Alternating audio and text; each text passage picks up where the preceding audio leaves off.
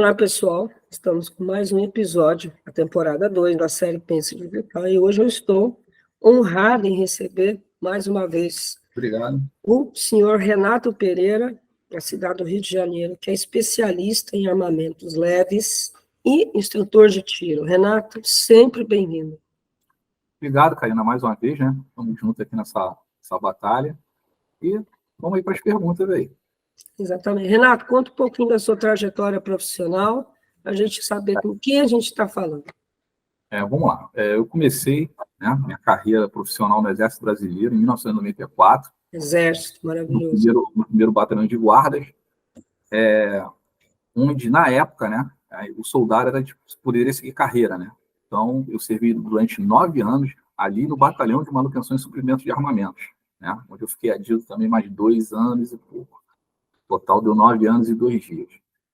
Ali onde eu tive toda a minha experiência, né, na prática profissional, na parte de armamento e operações, né, e posteriormente eu me especializei na parte de material bélico, né, no caso de armamentos leves. Já mexia desde aquela época, mas ali eu...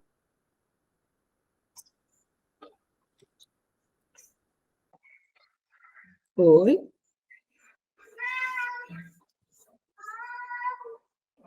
Tá escutando? Oi, agora estou vendo. Cortou um pouquinho. Tá. Logo depois, né, quando acabou a estabilidade nossa nas Forças Armadas, eu tive que ir para o Paisano, né, e fui contratado pelo Estado para trabalhar no Serviço de Perícia de Arma de Fogo, né, pelo programa Delegacia Legal, onde a minha função era auxiliar os peritos criminais na seção de arma de fogo, e posteriormente eu passei a treinar os peritos criminais com armas de fogo, armas de, o pessoal costumava falar armas de guerra, né?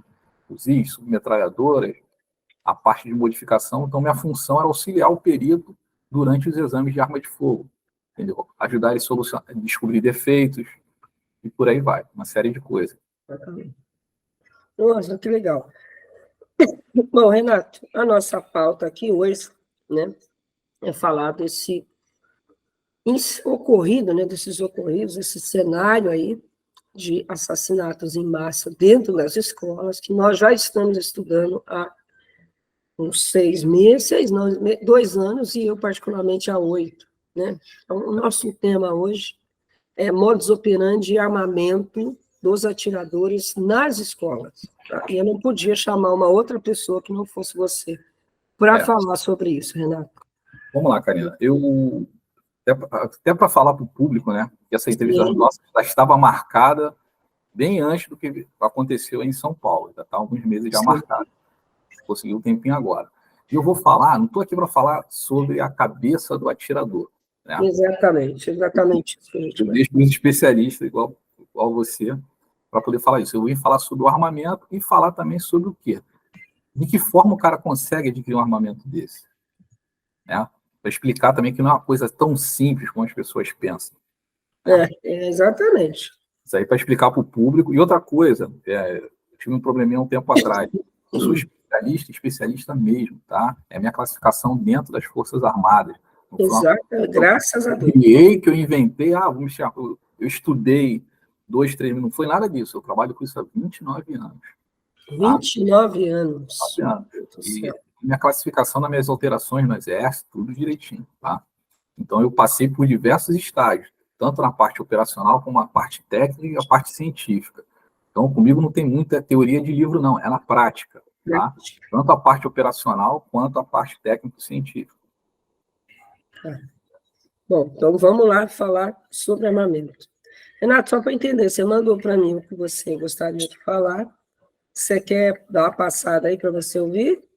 Não, vai fazendo as perguntas, eu vou respondendo. Comigo tem isso.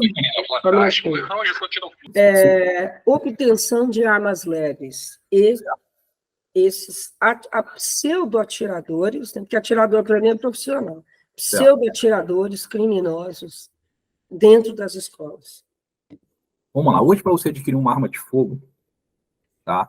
É uma coisa muito complexa. Você tem que ser maior de 25 anos, você tem que passar por exames psicológicos, exames de tiro, pesquisa social, que é chato, entendeu? Você tira as certidões, tem que tirar outras certidões criminais, certidão eleitoral, certidão militar. Então, qualquer uma dessas fases você pode ficar reprovado se tiver alguma alteração, tá? Então, vi muito isso. O cara chega ali e está com problema na justiça eleitoral, não sai. Você pode mandar toda a documentação, se faltar documentação, é uma coisa chata de se tirar, não é uma coisa simples de se tirar, tá? Muita gente acha que é muito fácil você comprar um armamento. Claro, se você não tiver nenhum, se você não cometeu nenhum crime, se você tem uma vida ilibada, pô, tá lá a lei. Ali tá falando que você pode ter um armamento. Essa é a grande discussão. Tem gente que é criminoso, mas não tem uma passagem na polícia. Entendeu? Se a lei tá te amparando que você possa comprar um armamento, se você tiver tudo certinho, não vai ter problema nenhum, tá? Mas é chato. Você passa por uma peneirazinha complicada, que não é tão rápido como as pessoas pensam, né? Não vou lá na loja e compro. Eu tenho que fazer todo um processo antes para poder adquirir minha arma de fogo. Quais os tipos de armamentos que você percebeu, né, principalmente nos atentados aqui no Brasil, né, que eles têm conseguido adquirir, e por quê? Vamos lá. No caso... Qual a eficácia, né, criminosa, né, vou sempre falar, desses armamentos que eles conseguem? Vamos lá. Uma coisa eu venho reparando durante muito tempo, né? Os últimos atentados estão sendo feitos com facas, né? Teve um garoto em São Paulo, estava com arco e flecha, alguma coisa assim, machadinha, arma de fogo. Arco e flecha foi demais. Arma de fogo. Essa eu quero ver. É complicado, porque o cara não tem esse acesso. Uma arma de fogo legal, ilegal, o cara tem acesso? Tem. Mas tem que ter dinheiro para comprar, né? Do mercado negro. Certo? Uhum. Por exemplo, o caso de Realengo, ele estava com 2 armas, 2 revólveres. Entendeu? Revólveres. 2 revólveres, tá? Um 32 e acho que um 38. 32 e 38, com certeza. Então, ele comprou de uma terceira pessoa, ele não comprou numa loja de forma normal, né? Ele adquiriu de outra pessoa, então era uma arma fria, tá? Então, quando a gente vê o jovem não tem condições de chegar e comprar de forma legal. Até de forma irregular, ele consegue comprar. Uhum. Mas não dessa forma que a gente vê, né? O cara vai sair comprando fuzil, vai sair comprando a submetralhadora. Não é assim, né? E não é tão fácil assim, né? Nos últimos anos, nesses últimos casos, você com certeza observou que não foi utilizado tanta arma de fogo assim, né?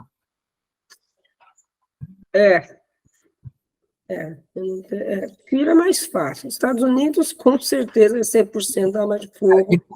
E lá você compra no supermercado. Só que se você apontar arma para alguém, é 6 meses de cadeia, não é assim? E quando você tem acesso à arma, aqui, geralmente a arma é do pai, pode ser da mãe, entendeu? É a arma de alguém próximo a ele, onde ele tem acesso, né? Ou você conseguiu do crime. Então, fica o recado aí, né? Se você tiver uma arma registrada, emprestar para algum maluco, né? Você vai ser responsabilizado, sim, a arma é sua.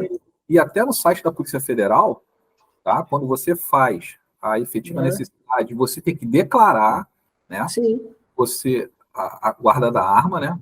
Deixar longe de menor de 18 anos ou pessoa com deficiência mental. Então, você tem essa obrigação. Você escreveu lá, você tem essa obrigação. Se cair,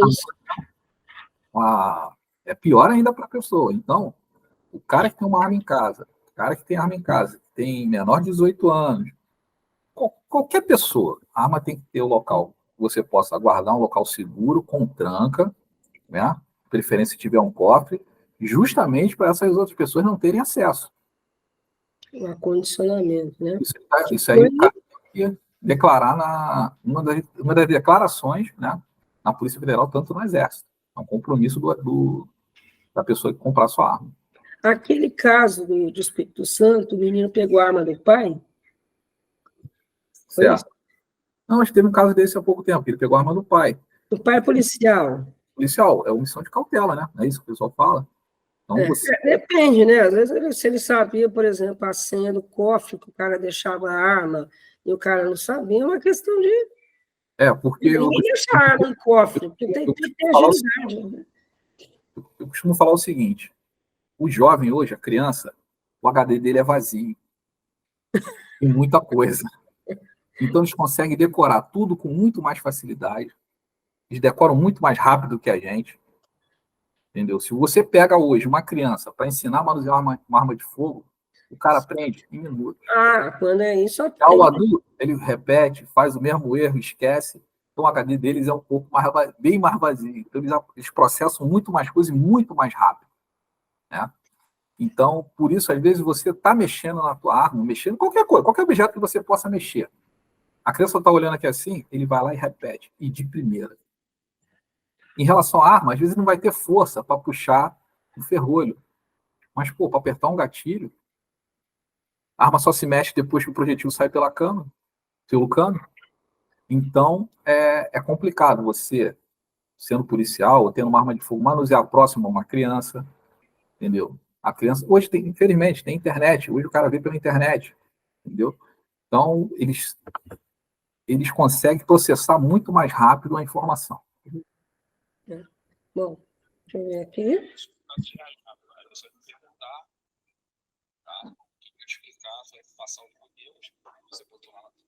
Tá, agora, Renato, a gente falar de modelos, por exemplo, né? Não falar da arma, né? Porque pode motivar a pessoa a usar. Certo, Né? certo. Mas no tocante a armas leves que você viu, se você pudesse citar 3 casos, né, em que você falou, nossa, como é que a pessoa conseguiu essa arma aqui? No Brasil, né? Nos Estados Unidos não precisa nem falar. Geralmente, cara, existem armas que, tipo assim, eu olho, né, normal. Existem armas que você olha que assim, falei, caramba, é muito difícil o cara ter um acesso a uma arma dessa. Né? Principalmente de uma grande, grande empresa. Agora aqui, relacionado a um caso, né, desse, eu agora não me lembro, mas em relação a apreensões, pô, já vi diversas armas, desde aquela pistola Desert Eagle, no meu próprio livro eu cito essas armas, né, Desert Eagle, tem armas raras uma vez, mas eram objetos de uma coleção, uma MG-42, né, a gente foi fazer o exame, infelizmente não tínhamos munição para aquela arma, mas é até engraçado, pelo cheiro da arma, né, tu vê que a arma estava guardada, tinha uma querida falecida amiga minha que ela brincava dessa comigo, que eu pegava a arma, eu cheirava a arma. Aí, pô, o farejador, tu quer adivinhar o quê? Vai querer fazer o laudo agora pelo faro? Me ajudar a fazer o laudo pelo faro? Não, pô. Aqui eu tô sabendo se ela fez, se ela tá bem manutenida. Aqui o cheiro, dá para sentir o cheiro que era uma arma que estava guardada. Então, existe aquele cheiro de arma guardada, existe aquele cheiro de arma que está manutenida, você passa, olha ali, tá direitinho. Aí a gente brincava sobre isso. Mas você consegue pegar algumas coisas, tá, em relação ao armamento. Tá? Então, foi essa MG-42 que eu achei interessantíssima, mas não podia atirar porque não tinha munição. Uma MP-40, uma metralhadora, tudo isso na Guerra Mundial. Eu sou fascinado por essas armas antigas também. Mas em relação a esses casos, né, que eu vejo aqui no Brasil de tiro, geralmente são armas comuns, não é nenhuma arma especial, nenhuma arma importada. Justamente. Eu ia perguntar para você qual que é a mais comum que você vê. A mais comum e apreensão no Brasil é a pistola Não, Glock. não, nesses casos de... Nesses casos? No caso que eu vi aqui de Realengo era um revólver, 2 revólveres. Não eram nem uma pistola. E, geralmente, né, a gente para associar, quando ele pega a arma do pai, quando o pai é policial ou que o pai é um civil, geralmente são as pistolas comuns, cara. Não é nada assim de, pegou uma submetralhadora, pegou um fuzil de assalto. Não. São armas curtas, né, armas pequenas, que eles, com capacidade, né, com grande capacidade, né, que ele consegue fazer bastante estrago. Lá nos Estados Unidos tem uma característica que a gente identificou. O cara leva até uma pistola, revólver, mas a máquina de matar dele é metralhadora. São máquinas que dão vários tiros num curto espaço de tempo. Em todos os casos, todos. Outra coisa que eu costumo falar, muita gente chega e fala, não vou falar Estados Unidos, que lá a cultura é diferente. Só um minutinho, deixa eu suar o nariz aqui, tá feia a coisa.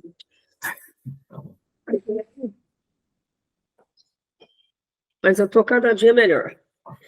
Perdão. É diferente do que é diferente lá nos Estados Unidos. Aqui a gente não tem essa cultura tão grande de armamento, né? E todo mundo acha que o cara, quando vai fazer um atentado à escola, que o cara frequenta o clube de tiro, que o cara é um atirador. Em certos casos também não é bem assim, tá? O que eu observo muito? Lá fora é diferente. Lá fora eles têm a cultura do armamento, o garoto, né? Ele tem aquela cultura do armamento no stand, poder atirar. Aqui foi restrito, Uhum. restrito, né? Não é restrito, desculpa o termo. Foi proibido que menores de 18 anos atirassem, mesmo com autorização dos pais. Então, o menor que faz competição de tiro ele tem que ter uma autorização judicial, né? Para poder participar de competições. Então, é uma coisa bem. Eu me lembro aqui que tem uma época que o menor poderia atirar devidamente acompanhado pelo pai, certo? Então, veio uma ordem de Brasília proibindo isso e foi acatado por diversos donos de clube de tiro. E o cara não atirava e não atirava mesmo, entendeu? Poxa, tá. Deixa eu ver aqui. Você colocou várias coisas. Qual de arma que ele utilizou? Né? Ele estava com dois. Aí, no caso de relembro, eu vou aprofundar aqui para como foi feito o exame, de que forma. Tá, isso aqui é outra coisa. Também. Ele falou o modus operandi, o treinamento. Eu queria frisar nesse lance, ele fala assim. Ô, Renato, sobre o treinamento, a gente tem no crime de assassinato em massa, né, nas escolas, feito por criminosos, né, antes de mais nada, a documentação, o padrão de documentar, né, o planejamento todo e a alegação que foi de 6 meses a 2 anos. Né? E eles alegam que eles treinaram muito para acometer os disparos. Eu queria saber a sua opinião. Vamos lá, em relação a sobre esse pseudo-treinamento. É que treinamento, para mim, faz que é profissional. Hoje, para você treinar tiro, é um esporte muito caro. É um esporte muito caro. Quanto que é uma média de treino? Fala para a gente ter noção. Você tem que pagar o stand, fazer um curso de tiro. Entendeu? É munição, é armamento, então não é uma coisa simples assim que o garoto que mora ali no subúrbio ele vai fazer. Faz barulho, né? Não sei que seja traficante, entendeu? Ele vai treinar lá com a turma dele lá. Mas é uma coisa muito. Não é fácil assim. E detalhe, para você treinar no clube, que hoje está suspenso também, aquele primeiro tiro, você chega no clube, o cara pega a tua identidade, ele vai levantar certas coisas de você. O instrutor, ele te analisa também. Tá? Uhum. Dependendo, tem que fazer um laudo psicológico antes, entendeu? Porque não pode também entrar e vamos que vamos. Eu quero atirar. Cheguei aqui, passei aqui na porta, eu quero atirar. Não é assim também. E treinamento, em relação ao treinamento, que eles falam que treino. Repara só os disparos dele. Esquece Estados Unidos, vamos falar aqui Brasil. Né? O ataque deles.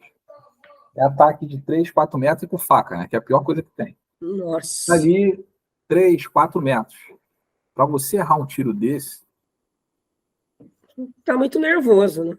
Porra, tem que estar muito nervoso. Apesar que tem gente que erra. Isso aí erra. Não, você não quer acertar, né? Entendeu? Você não quer acertar. Mas é diferente. Você mirar no cara 3 metros, mirar no cara 10, 20, 30 metros.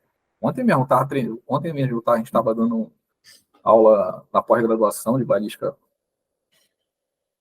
forense.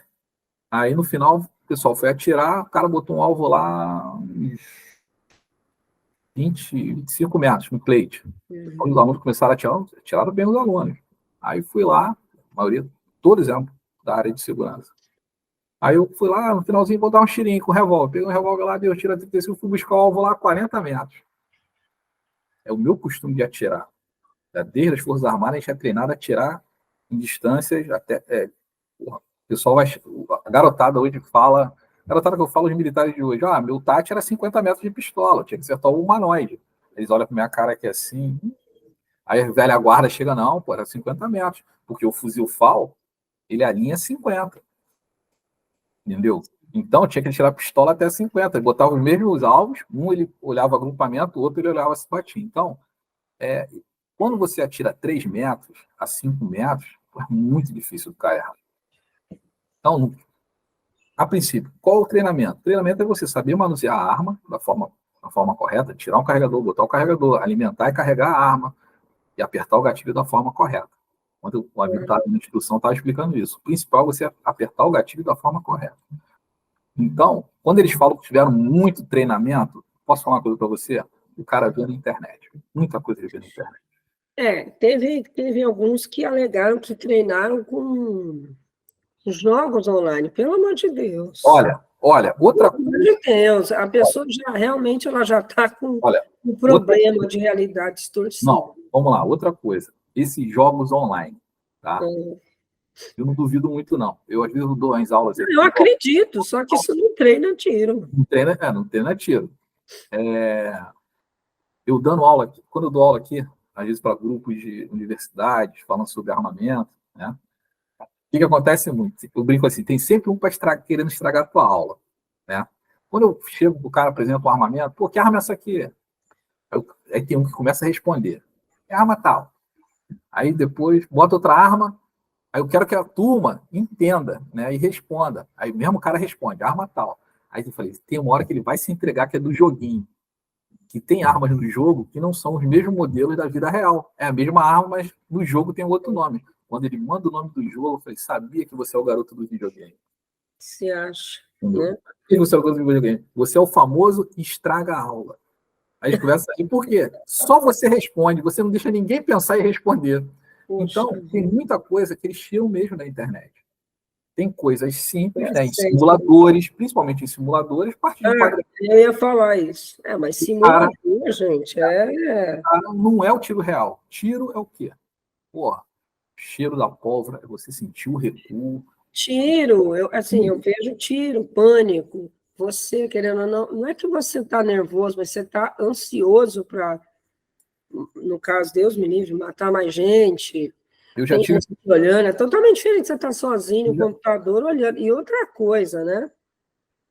Eles não são umas, desculpa, umas merdas de atirador, porque, como você falou, você pega uma arma precisa e vai atirar até 6 metros, se você errar, meu amigo, você está com problema de visão, você está com... Mas calma, tem gente que erra, Mas o que eu estou te falando em relação a isso, né? Você está entrando numa sala de aula, cheio de aluno. A tendência de você é o quê? Quando vem um atirador. Quem não é preparado, né? Quem não é preparado, a tendência é o quê? As pessoas vão correr para um canto e vão se aglomerar e se proteger. Não fica mais fácil do cara acertar? Se o cara vem, corre um para lá, corre um para cá, corre um para lá, corre um para cá, pô, como é que o cara vai? Ele vai mirar em um, vai acertar. O ruim é que todo mundo fica apavorado, corre para um ponto, né? Todo mundo mesmo, toma, por isso que você vê muita lesão de defesa, né? O cara tá... Não adiantar nada. Claro, não sei se vocês já viram isso. Mas você vê muita lesão de defesa. Tiro que pega no braço, que pega na mão. Então, quando você está ali, você vai acertar um alvo desse tamanho. Quando você vê aquela... Por isso que a gente fala dentro do carro. Começou o tiro, sai de dentro do carro. Por quê? O cara está mirando no carro. E está acertando o carro. No momento que você sai do carro, a silhueta diminuiu, fica ruim pro cara, negão. Se o cara tiver 10, 15 metros, 20 metros, 30 metros, para acertar, já começa a dar uma diferença. Então, quando a gente fala, eles treinaram muito. Treinar muito quem treina a polícia, quem treina o exército. E mesmo assim, você vê que você não consegue, às vezes, chegar ao teu objetivo. Às vezes você escuta. Todo mundo já ouviu um tiro na vida, né? Eu, por exemplo, eu sei dizer para você se é bandido ou policial atirando. Eu reconheço. Pela precisão, né? Pela sequência de tiro. Você vê que o cara é amador. Que a gente chama, o cara é treinado. Que a gente chama de... tem vários tipos de tiro, né? Tiro de precisão, tiro para você, a gente chama de... Para cima, para baixo. Tiro para a gente fazer a contenção. Para proteger, você proteger o teu local de defesa e evitar o avanço do cara, até mesmo para você proporcionar a fuga e evasão da tua equipe. Tiro de saturação, tem um tiro de saturação, você fica lá, aquele tiro cadenciado. Porra, isso em serviço, quando eu estava no primeiro batalhão de guarda, porra, tinha os caras no morro, a gente tinha uma guarnição próximo ao Morro da Mangueira, Pô, o cara ficava naquele tiro de saturação e tu tá lá, ó, destreinado, descontando. Pô, e cadê que o cara trocava o carregador? Caraca, esse desgraçado já deu 30 tiros e continuou atirando. Aí você lembra daquele carregador DRAM, carregador prolongado, e pô, tu começa a contar. Pô, vai ter uma hora que ele vai ter que trocar o carregador aí que eu vou entrar. E que não dava tempo, né? Uhum. Bom, Então, aí o cara é treinado, aí você vê que o cara é treinado. Às vezes sim, você está numa sabe? posição que o cara dá o tiro, pô, ele não acertou em mim porque ele não quis, velho. Aí você vê, aquele que eu costumo falar, o cara que bota o tiro aonde ele quer. Porra, quando o cara chega a esse ponto, aí o cara é treinado. O que acontece? A gente foi dar aula sábado e domingo desse pessoal do curso. Teórica no sábado, domingo a parte prática, né? Recarga de funções e tiro, né, com a recarga. Pode falar que a gente dá aula para a Pode? faculdade da Berta, Pode? né? Pós-graduação em balística forense. Aí ontem a gente estava com a turma toda lá, ensinando a parte de recarga, né? De materiais utilizados na recarga de munições, até mesmo porque como perito você tem que conhecer não só o armamento, mas também o que você Perito é perito, né? só de armamento, você tem que conhecer munições, como é feita uma munição, como é feito um projetil, então tudo isso a gente passa para os alunos lá na balística forense. Né? Ô, Renato, eu tenho 4 perguntas para fazer para você. Outra coisa, se eu não souber responder, eu falo para a pessoa. Não sei, eu vou pesquisar. Tem cara Acho que difícil, inventa um monte de coisa. acho difícil você não saber responder. Como é que eu vou perguntar aqui? Numa situação, uma escola que, por exemplo, eu vou citar aquela do Espírito Santo, tá? É uma escola que você entra, tem uma rampa à esquerda e tem... A escola geralmente é quadrada, tem um corredor à direita e à esquerda. Eles se unem atrás e se unem na frente. E aqui é a secretaria. Tá? Esse criminoso entrou com uma arma silenciosa, colocou um silenciador, Certo. né? Então, não dá para você saber, você tem um alerta de que está acontecendo alguma coisa, que alguém, só quando alguém gritou, Certo. né? Ou seja, tem um tumulto, tem alguém gritando, está acontecendo alguma coisa, né? Geralmente é briga, a pessoa acha que é assalto, mas o fato é que ele usou o silenciador, meu medo, e aí isso virar moda. Tá, vamos lá. Né? Eu queria saber do acesso a esse tipo de acessório, Tá. né? O E também qual é a recomendação que você faz numa situação de que a pessoa, um aluno deu de cara com um maluco desse, o que ele faz? Vamos lá, vou falar sobre o silenciador, que é o supressor de ruído, que ele não silencia totalmente o, Supressor, claro. o barulho da arma, tá? Claro que uma coisa é você estar no local confinado utilizando o supressor, outra coisa é você estar no local aberto. Claro que vai passar desapercebido a utilização, fora que acontece perda, né, de velocidade também do armamento. Isso ajuda porque o som se mistura ao ambiente, né? Então, para você identificar que é um barulho de disparo de arma de fogo, foi o que você falou. Ou é aquela sequência que você acha estranho, né, em relação ao ambiente, e o acesso a isso, até um tempo atrás, eu não sei agora como é que ficou, que eu não sentei para ler a legislação, era de uso restrito e proibido. Só quem podia utilizar supressor de ruído eram forças policiais e forças armadas, que você adapta no armamento para alguns tipos de operações. Não é qualquer um, não, tá? Não é qualquer soldado convencional não tem acesso a isso, né? Geralmente são unidades de operações especiais. Então é uma coisa muito restrita. Eu tinha, podia até botar aqui, eu tinha foto até de um silenciador, né? De como que ele é feito, tudo. Existem silenciadores que as pessoas fazem de forma artesanal, tá? E adaptam a armas, tá? Que aquilo ali não é, vou na loja comprar um supressor, um silenciador. Não. A internet ensina, né? Você fazer aquilo ali de forma artesanal. Uma vez na perícia, chegou um supressor, que era um tubo de alumínio, Sim. com outro tubo por dentro. A arma era aberta uma rosca, tanto ou interna ou externa, no armamento. Você abria a rosca e colocava ali.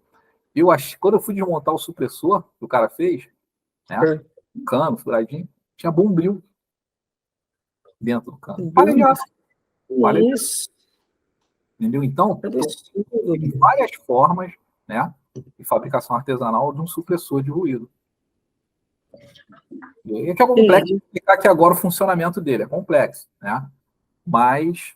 Olha, não vai pôr bombril não, tá? Que não é só bombril. Espero. Não, tem outras coisas. Tem gente que bota outras coisas, entendeu? Mas eu já vi de forma artesanal. Bombril é só para, antigamente, conectar canal de TV.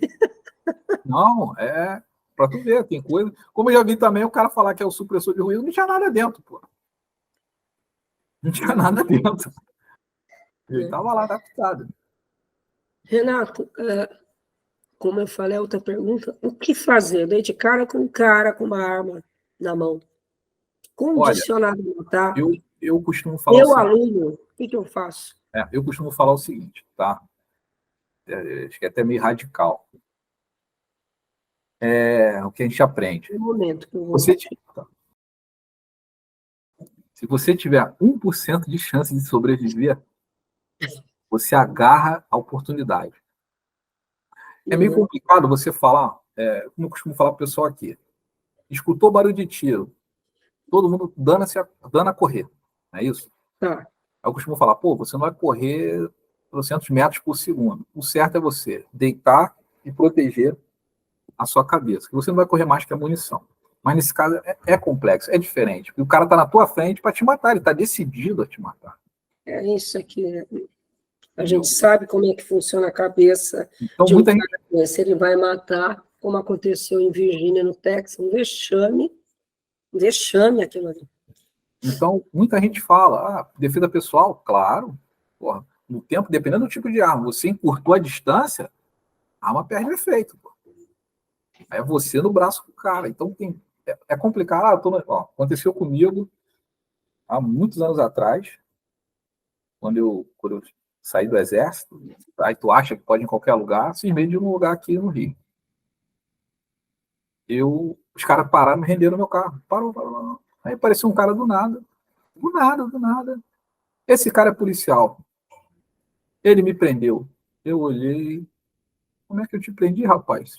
Eu não sou policial. Fiz aquela cara de idiota. Tem que fazer cara de idiota. Só que o cara que me enquadrou, ele parou, deu 3 passos para trás, aqui na diagonal. Eu olhei por cima do ombro. Eu estou ferrado. Ele já foi para a posição correta. No mesmo dia ele falou, esse cara é policial. Ele deu 3 passos para trás, plantou a arma aqui, apontou para mim. Eu olhei e não adianta nada, não fazia nada ali. Qualquer movimento brusco eu tô morto. Você vai brigar com uma arma, se você conseguir desarmar, como aí, foi o caso de... A gente tem um caso recente, vou colocar uns 12 recentes, né, que a polícia bravamente, inteligentemente conseguiu, salve aí a polícia, ninguém valoriza o que a polícia faz, né, já desmartelou aí, evitou vários que a gente está sabendo, né, mas a mídia não passa, só passa desgraça. Isso aí. Né? Então, parabéns à polícia do Rio de Janeiro, Minas Gerais, de outros estados, de São Paulo, principalmente. Eu acho que uma professora conseguiu desarmar, minimizar a desgraça que o menino ia fazer, porque conseguiu desarmar ele, só que o cara estava armado com faca. Faca é mais rápido, só que não é um tiro, né? É um tiro, mas... Não é um tiro. Encurtou a distância. Ela conseguiu desarmar, ela arriscou, né? Bravamente ela arriscou, essa mulher tem que ser reverenciada, né? Podia morrer, inclusive. É a chance que ela teve, ela aproveitou e não pensou... Aproveitou, então, assim, fica aí, vou fazer de novo, eu tenho a responsabilidade social do projeto Olhos Abertos, que também tem o objetivo de promover treinamento para professores, inclusive, quem sabe esse, não é defesa pessoal, é defesa pessoal, tá? Defesa mas pessoal. Se for faca, você consegue, inteligentemente, você consegue desarmar uma pessoa com faca. Inteligentemente, não é dar de frente com a pessoa. Tem que entender a proporção, o tamanho que ela é, a força que ela tem, quantidade de gente que consegue desarmar uma pessoa com faca, tem que ser uns 5, 6 pessoas, tá? Distraindo, né? E assim, você falou, voltando à questão do treinamento, um cara que no caso, treinou para dar facada, ele não chega dando facada como se estivesse cavando o chão, como ele fez. Ele dá uma facada assim, igual o Jason Phoebe, na sexta-feira 13. Ficou a cena até ridícula. Porque, assim, imagina, quando você vai dar uma facada, você dá com vontade. Ele dava ele dava uma facada, mas ele estava muito distante da pessoa, ele dava assim, ele fazia isso. Isso me chamou muito a atenção. Ele estava com medo. Com medo. Ele estava com medo, porque um cara que não tem medo, ele dá na víscera, ele dá no pescoço. Ele até sabe o ponto. Ele fazia isso aqui, eu falei, que facada que é essa? Ele sabe até o ponto que ele vai dar e que vai causar letalidade muito maior com menos tentativa. Exatamente. Ele dava, pegou na mochila do menino, depois pegou no braço, depois... Olha, eu costumava falar isso, eu cheguei a fazer a faculdade de biologia, mais da metade da faculdade. Quando eu tive aula de anatomia, eu falava assim pro professor, professor, eu tinha que ter essa aula antes. Eu estava nas Forças Armadas, porque você economiza a munição, tem os pontos vitais. Sim. Então, olha que é assim, por isso que você vê, o cara tomou o tiro em tal lugar, um tiro. Pô, mas bateu naquele ponto certo. Tomou uma facada. Ih, é a pior coisa que tem, cara. Facada eu já trabalhei em hospital 14 anos, não era da área de emergência, mas a gente entende o que acontece no hospital, a fatalidade em 80%. Não. Tá? Porque ela corta muita coisa, ela é... Ah, mas um tiro... Engraçado, um tiro faz menos estrago que uma faca, dependendo do tiro. Engraçado isso. E quando você fala em matéria de treinamento, eu tinha até conversado contigo antes, que eu falei a figura do inspetor de escola, você lembra, né? Sim, exatamente. O que eu acho, assim, vamos tirar, né, essa parte, eu peguei uma coisa do passado, né, que eu acho que seria fundamental hoje, é o treinamento, claro, dos professores, cada um com o seu tipo de treinamento. Você falou comigo, Pedro? Cada escola tem uma peculiaridade diferente. Não é um treinamento igual para todas as escolas. Existem treinamentos diferentes, né? Tem que ser estudado o local, entender Isso. com quem eu estou falando, quem são essas pessoas, e aí sim montar um treino, né? Primeiro de defesa pessoal, percepção, né? Isso, porque o criminoso, vamos lá, baixou hoje aqui a lei, vamos treinar todos os professores, inspetores, só da faxina, das escolas. O criminoso, ele já vai aprender aquele modus operandi para ele mudar o modo dele de agir. Ele vai gastar, de repente, mais 6 meses, mais 2 anos. Você recebe treinamento, ele vai querer entender aquele teu treinamento, né? E vem muito da preparação pessoal. Você lembra quando eu falei, eu acho que tem que treinar o inspetor. O inspetor não é mais aquele cara de abrir o portão, fechar o portão, olhar a briga interna. Ele tem que saber avaliar os alunos, buscar possíveis ameaças, até mesmo para poder o cara evitar possíveis confrontos. Eu acho que também tem que ser um treinamento restritivo. Certo. Ninguém tem que saber como é que foi e como é que é. Ninguém. Claro. Porque quem vai ter tomada de atitude na hora sempre de proteção, instintivamente, é o professor e as pessoas que estão na escola.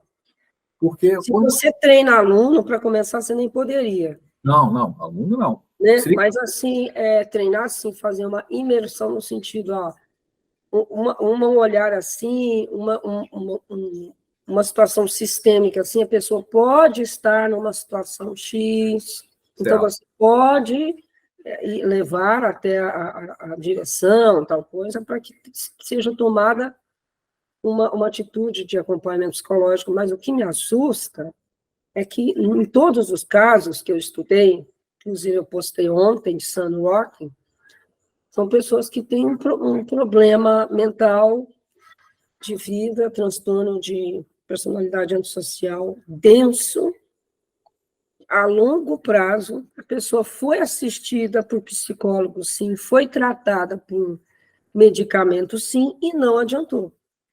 Não. E não adiantou. Tanto esse, inclusive, de Espírito Santo estava sobre tratamento psiquiátrico com medicação há 2 anos. E o planejamento dele foi de 2 anos. Então, assim, ou precisa se adequar à abordagem psiquiátrica e psicológica para fazer esse tratamento, ou a pessoa precisa ser retirada da sociedade quando tiver esse indício e ser recolocada, porque as outras pessoas não podem pagar por isso. Eu vejo que tudo começa dentro de casa, né? Ter um ambiente familiar. Sim, é aquilo que eu falei para você, em todos os casos, na cabeça, né? Que eu não queria a entrar. pessoa tem problema em casa, leva para a escola, vira esquisito, e não tem mais ambiente, ele vai para a internet, começa o nosso problema.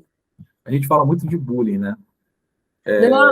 Não, isso aí está sendo usado de forma leviana. Eu Tá. sofria bullying, eu fui insultado uma vez, todo mundo foi. Ó, Mas agora... a pessoa problemática, né, ela pode até ter emitido, pode até ter feito um bullying, né, como foi o caso de Columbine. Né? O bullying que faziam para ele foi uma retaliação que ele fazia para as pessoas. Por isso que o FBI tirou né, no catálogo lá a causa de bullying, porque não foi bullying. Tá. Porque isso aí, nos anos 80, a gente sofria isso também. Não, mas não justifica você entrar e metralhar todo mundo. Não é psicopata, não. Entendeu? Eu me lembro, na escola, a pessoa brincava, zoava, eu resolvia de outro jeito. São situações sistêmicas e cumulativas. O bullying é uma delas. Não é um total. Não é o causador. Não é. Tá. De jeito nenhum. Renato, você quer fazer mais consideração? A gente vai encerrar essa pauta e começar a próxima. Falar sobre isso. Né? A gente comentou sobre o assunto do jovem adquirir esse armamento, já explicamos que não é tão simples assim. Né? Quando ele tem acesso à arma, é pessoas próximas a ele, né, que tenham aquele armamento. Né? A gente falou sobre isso. Falamos também sobre a parte de treinamento, né, dos profissionais das escolas. Tem que ser criado um protocolo, mas respeitando a individualidade de cada escola. Né?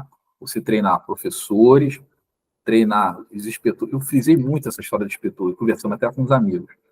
O pessoal da faxina, o pessoal que faz a manutenção. As pessoas que são, entre aspas, invisíveis, mas que vê a segurança, a faxina, o cara que retira o lixo, o cara que vai, de repente, fazer algumas entregas e ver coisas, porque sempre a pessoa dá indício ou toma alguma atitude na hora que você está, a escola está distraída com alguma coisa. E eles estão de olho em quê? Ele quer, o professor não pode saber, o diretor não pode saber, mas, tá aquele rapazinho, aquela senhorinha fazendo a faxina ali, opa, escutei alguma coisa, vou lá. Opa, esse garoto não era para estar ali, esse horário. Lembrando que é um indício, né? E aí cabe a quê? Por exemplo, um profissional de entrevista investigativa, um beijo para o Mário Júnior aí, é um cara que pega a mentira no ato. E aí o que você faz com essa mentira? Você põe como objeto de investigação. Certo. Então, esses profissionais têm que ser valorizados, têm que... Sim, muito valorizados.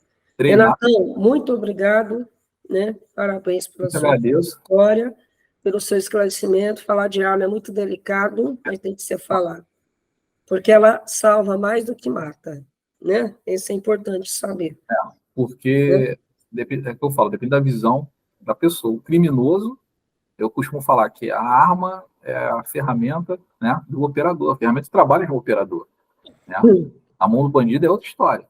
Mas na mão da pessoa de bem é para defender ele e a família dele, né? E no caso das forças de segurança, a população. Né? Exatamente. Então fica aqui congratulação à Força de Polícia Civil, Polícia Federal, Polícia Militar, que está na linha de frente aí, Forças Armadas, que está o tempo todo blindando o país aí, e a gente encerra por aqui.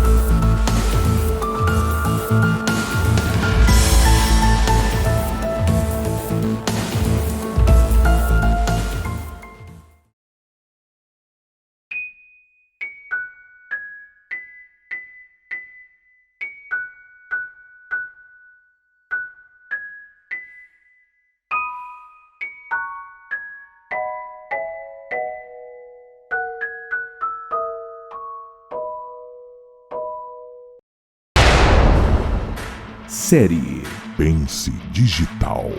Forense e Inteligência Policial. Com Karina Guimarães.